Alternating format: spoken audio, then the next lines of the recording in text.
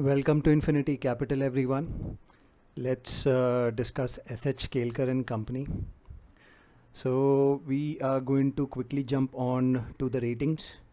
They have around 187 crores of bank loan facilities. It's rated AA minus, pretty robust ratings, right? So we're just going to quickly discuss what the company does. Company was established in 1922 and they are a leading manufacturer of fragrances, flavors, right? So these fragrances and flavors, they are used in fast moving consumer goods, food products, pharmaceuticals, dairy products. So these are, the applications that they have, right? Now about the company, they have around 6 manufacturing units, out of which 4 are located in India, 2 are located abroad. Apart from that, they have dedicated R&D facility also. So they have a creation and development center. That's what they call it.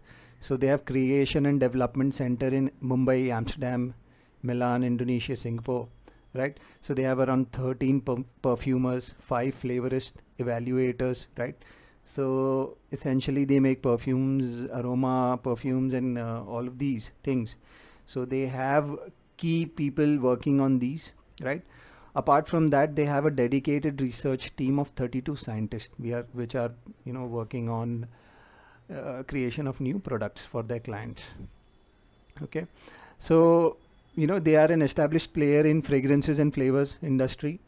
Okay, so they have around over 9 decades in the industry, been in the business since 1922, and they cater to the dairy, beverages, pharmaceuticals, tobacco industry.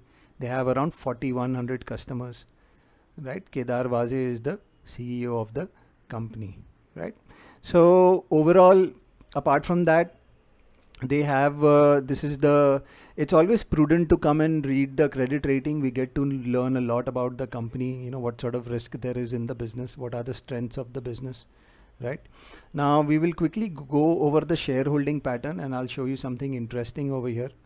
Okay, so if we look here, 58% is with promoters, FIIs are holding 7%, DIIs are holding around 5%, public is holding 27%, others hold around 2%. But this public holding is a little bit different. So when you come here, when we check the actual breakdown, what we'll come to know that the actual public holding is only 9 and 4, 13%.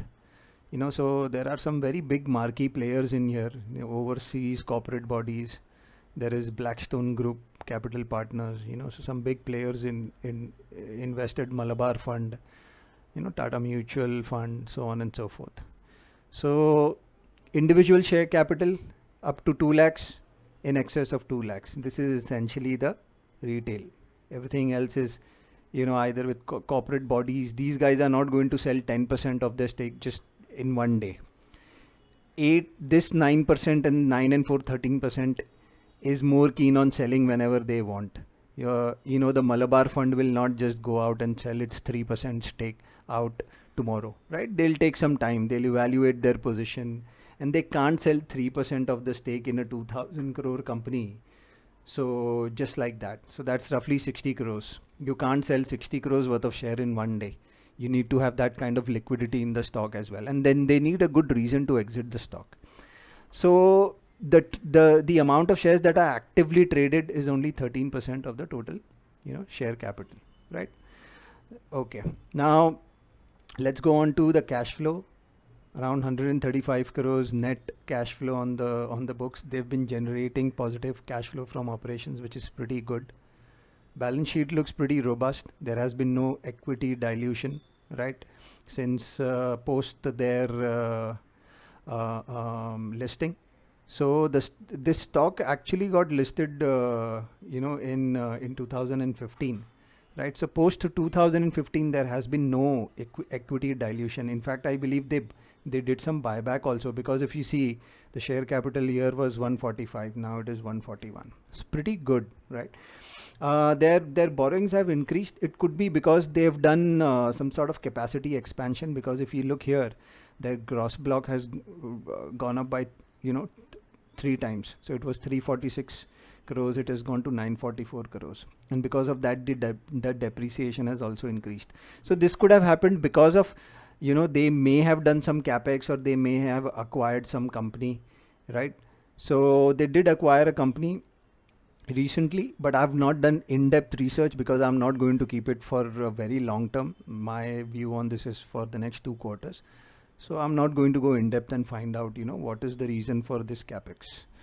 Okay. So apart from that, they have around 139 crores of cash on the book, which is pretty good, pretty robust balance sheet. Profit and loss basis, if you'll see that sales have been constantly increasing, constant growth in sales. So if we see 5-year sales growth has been 7%, 3-year sales growth has been 9%, 10-year sales growth has been 11%, pretty good, but there has been no returns on the stock front. So what is happening?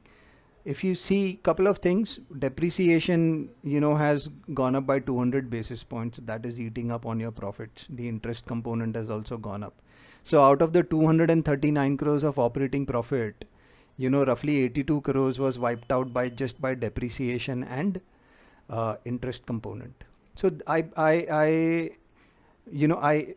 can see that this is going to increase in the near future. Also, their margins were pretty volatile in the past 3 years or so.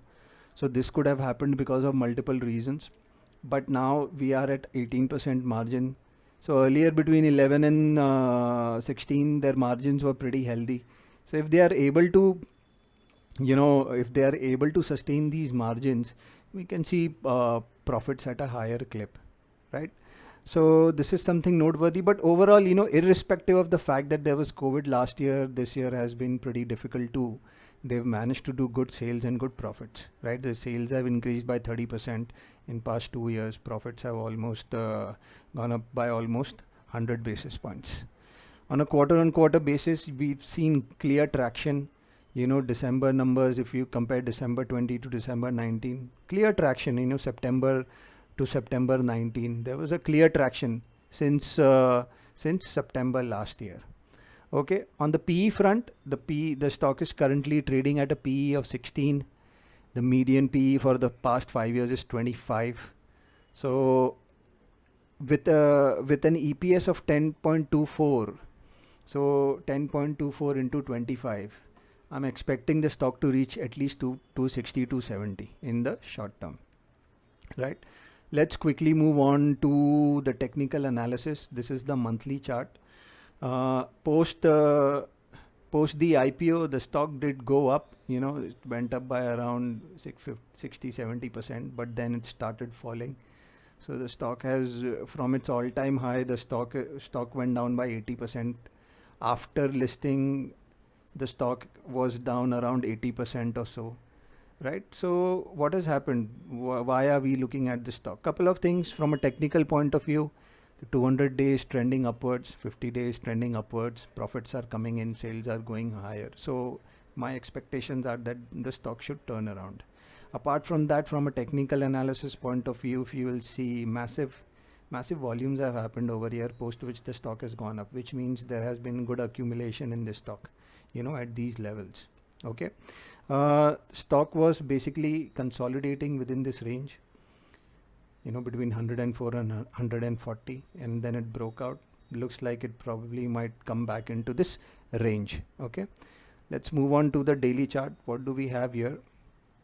So it did. So if we look over here, this was the range that the stock was trading between 100 and 141. Then it sort of broke out, and now it is sort of, it looks like it wants to consolidate further. It was going up continuously, but now it's sort of the momentum has given way, and looks like it's wants to consolidate further. Volume is pretty low on the when it's falling, so that is pretty good.